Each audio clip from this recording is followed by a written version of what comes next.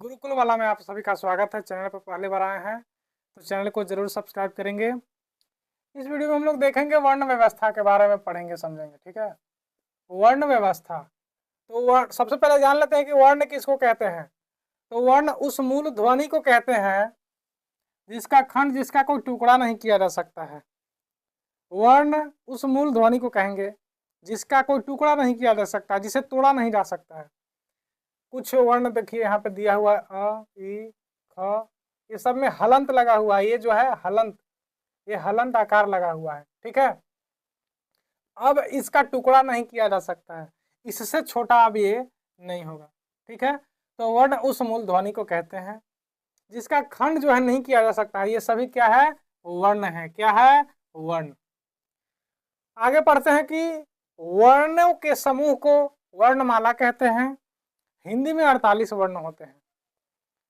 ये जो एक एक था, ये सभी क्या है? वर्ण है, और इन्हीं के समूह को वर्णमाला कहते हैं। हिंदी भाषा में 48 वर्ण हैं। कितने हैं? 48 वर्ण हैं। कौन कौन है आइए जान लेते हैं। तो ये सभी क्या है? वर्ण है, और ये सभी भी क्या है? वर्ण है। तो ये सभी जो वर्ण है वह स्वर, और ये सभी जो है वह है व्यंजन। ठीक है, तो अ, आ, ई, उ, री, ए, ओ, ये 11 स्वर हैं। क्या है? ये सभी 11 क्या है? स्वर हैं। क्या है? स्वर। अब व्यंजन, क, ख, ग, घ, अंग, च, छ, ज, झ, इय, ट, ठ, र, ढ, मूर्धन्य न, क, थ, द, ध, दंत्य न, प, फ, ब, भ, म, य, र, ल, व, तलाभ्य स, मूर्धन्य स, दंस, ह, संयुग्या छ, त्र और ज्ञान, और ये स्र। ये क्या था? व्यंजन था। ठीक है, अब इसको बांटा गया है। ये व्यंजन को जो है बांट दिया गया है। ये जो है कवर्ग है या कंठ है बोल सकते हैं, जिसका उच्चारण कंठ से होता है। किससे होता है? कंठ से जिसका उच्चारण होता है। ये आगे जो है चवर्ग है या तालवा बोल सकते हैं, जिसका उच्चारण मुंह का जो तालु होता है उससे होता है। आगे ये हो टवर्ग है। क्या है? टवर्ग, जिसका उच्चारण मूर्धन्य जीभ को पीछे मोड़ करके होता है। क्या? जीभ को पीछे मोड़ करके जिसका उच्चारण होता है। ये तवर्ग या दंत, जिसका उच्चारण में दांत का भी प्रयोग होता है। बिना दांत को हिलाए ये तवर्ग का उच्चारण नहीं हो सकता है। ठीक है, आगे है पवर्ग, जिसका उच्चारण में ओठ का प्रयोग होता है, यानी कि बिना ओठ को हिलाए ये पवर्ग को आप नहीं उच्चारण कर सकते हैं। जैसे बोल के देखिए, प, ओठ का प्रयोग हो रहा है, फ, ब, भ, म, ओठ का प्रयोग हो रहा है ना।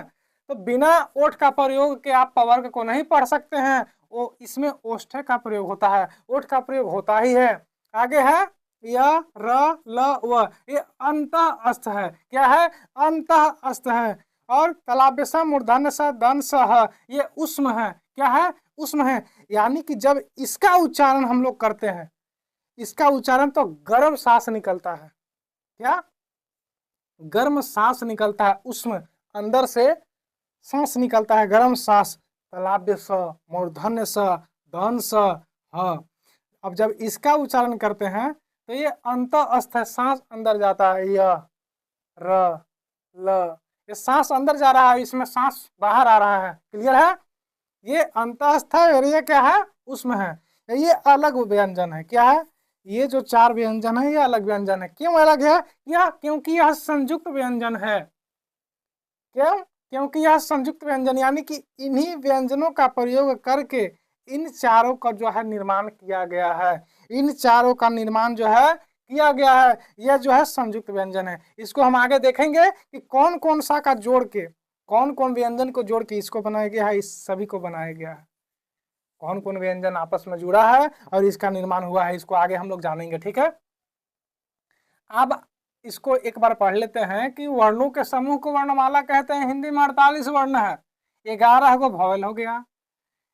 ये 5, 5, 10, 5, 15, 5, 20 और 5, 25, ये क्या हो गया? कंठ है, तालव्य, मूर्धन्य, दंत और औष्ठ, ये 25 हो गया। और ये 11 36 हो गया। ये अंत अस्त 4 हो गया, 40 हो गया। अब ये उष्म 4 हो गया, 44 हो गया। अब ये ढ और ढ ये भी एक अलग व्यंजन है। क्या है? ये भी दो एक अलग व्यंजन है। तो यहाँ पे कितना हुआ था? 25, 11, 36 और 4, 40, 44। यहाँ पे 2 कितना हो गया? 46। एक अनुस्वार यानी कि ऊपर जो बिंदु, जैसे इसमें ऊपर ये बिंदु हुआ ना, यह न पर कोई ऐसे बिंदु होता है ना, प्रयोग करते हैं ना, ये अनुस्वार है। और अ का प्रयोग है इसमें, जैसे ऐसे लिखते हैं ना हम लोग, ये तो यह विसर्ग है। यह भी क्या है? एक एक व्यंजन है। तो एक ये अनुस्वार, एक विसर्ग, ये दोनों मिलाकर तो 46 हुआ था। अब ये दोनों मिला करके कितना हो गया? 48। कितना हो गया टोटल? टोटल 48। क्लियर है? हम पढ़े कि 48 वर्ण होते हैं। कितने होते हैं? 48। तो ये 11 ठो भवेल हो गया। ये 25, ये 5 प्रकार के बांटा गया है 5 वर्ग में। मुख के उच्चारण, मुख में किस भाग का प्रयोग होता है, किस भाग के प्रयोग से उच्चारण होता है, उसके आधार पर कंठ से हो रहा है तो क वर्ग, तालु से हो रहा है तो च वर्ग, मुंह जीभ को पीछे मोड़ करके हो रहा है तो मूर्धन्य, दांत का प्रयोग से हो रहा है तो दंत है, ओठ के प्रयोग से हो रहा है तो ओष्ठ है। तो 5 यहाँ 25, 11, 36। ये अंत सांस को हम अंदर खींच रहे हैं तो इसका उच्चारण हो रहा है। तो ये 4, 40। उष्म सांस को बाहर छोड़ रहे हैं, गर्म सांस को, तो इसका उच्चारण हो रहा है 44। ड और ढ ये दो अलग व्यंजन। 46 एक अनुस्वार और एक विसर्ग। 46 और 2 48। आगे देखते हैं कि सभी व्यंजनों में अस्वर जो है मिला रहता है। ये अस्वर जो है सभी व्यंजन में मिला रहता है, जो कवर्ग हो या चवर्ग हो, टवर्ग हो, सभी व्यंजन में अस्वर मिला रहता है। ठीक है? स्वर रहित व्यंजन हलंत, यानी कि जैसे ये भी एक व्यंजन है लेकिन हलंत आकार लगल है, तो ये स्वर रहित है। स्वर रहित है, इसमें स्वर नहीं है। ठीक है? जैसे क लिखें, ठीक है, इसमें स्वर है, यानी कि अ प्लस क है, तब ये क है। ठीक है? लेकिन ऐसे क लिखें हलंत लगा के, तो इसमें स्वर नहीं है। इसमें स्वर नहीं है क्योंकि ये हलंताकार है। इसमें केवल क है, केवल क है। ठीक है? क्लियर है? यानी कि सभी व्यंजन में अस्वर मिला रहता है, और अगर हलंत लगा के लिखा है यानी कि उसमें स्वर नहीं है। स्वर नहीं है। एग्जाम्पल में देखिए यहाँ दिया हुआ। क्लियर है? अब देखते हैं संयुक्त व्यंजन को। तो पीछे हम बताए थे कि संयुक्त व्यंजन जो है व्यंजन के संयोग से, यानी कि दो व्यंजन आपस में मिला है तब एक व्यंजन का निर्माण हुआ है, वह संयुक्त व्यंजन है। तो जैसे संयुगिया छ, त्र, ज्ञान और ये सर, ये क्या है? संयुक्त व्यंजन है। चारों क्या है? संयुक्त व्यंजन है। तो हलंत क और ये मूर्धन्य स, ये दोनों मिलके संयुगिया छ का निर्माण किए हैं। हलंत क और मूर्धन्य स मिलके संयुगिया छ। हलंत त और र, हलंत त और र मिलके त्र का निर्माण किए हैं। ठीक है? ये हलंत ज, हलंत ज और इया, ये हलंत छूट गया था। हलंत ज और इया मिलके ज्ञान का निर्माण किए हैं। हलंत ज और इया मिलके ज्ञान का निर्माण किए हैं। हलंत तलाब्य स, हलंत तलाब्य स और र मिलके स्र का निर्माण किए हैं। क्लियर है? हलंत क और मूर्धन्य स से मिला तो संयुगिया छ बना। हलंत त और र मिला तो त्र बना। हलंत ज और इया मिला तो ज्ञान बना। हलंत तलाब्य स र मिला तो स्र बना। अब कुछ ऐसे वर्ण हैं जिनका उच्चारण करने में नाक का भी प्रयोग होता है।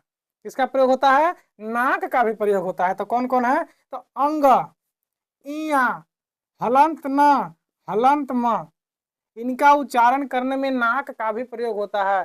बिना नाक के प्रयोग से इनका उच्चारण संभव नहीं है। आप लोग ट्राई करिएगा, इसका कोशिश करिएगा, नाक को पकड़ करके अब इसका उच्चारण करने का जो है प्रयास करिएगा। शुद्ध रूप से इसका उच्चारण नहीं हो पाएगा, इसीलिए नाक का प्रयोग अनिवार्य है। ई, अंग, इया, हलंत न, हलंत म, इसमें नाक का प्रयोग जो है अनिवार्य है। तो ये सभी जो है यहाँ पे आप समाप्त हो गया, वर्ण व्यवस्था यहाँ पे समाप्त हुआ। आशा है आप सभी को बहुत अच्छा समझ आया होगा। इससे संबंधित कोई प्रश्न है तो कमेंट बॉक्स में कमेंट करिए, आपको जवाब जो है दिया जाएगा। और वीडियो जो है अच्छा लगा तो वीडियो को लाइक कर लीजिए। चैनल पर पहली बार आए हैं तो चैनल को जरूर सब्सक्राइब करिएगा। इस प्रकार का वीडियो जो है हमेशा आता रहेगा। सभी को बहुत बहुत धन्यवाद।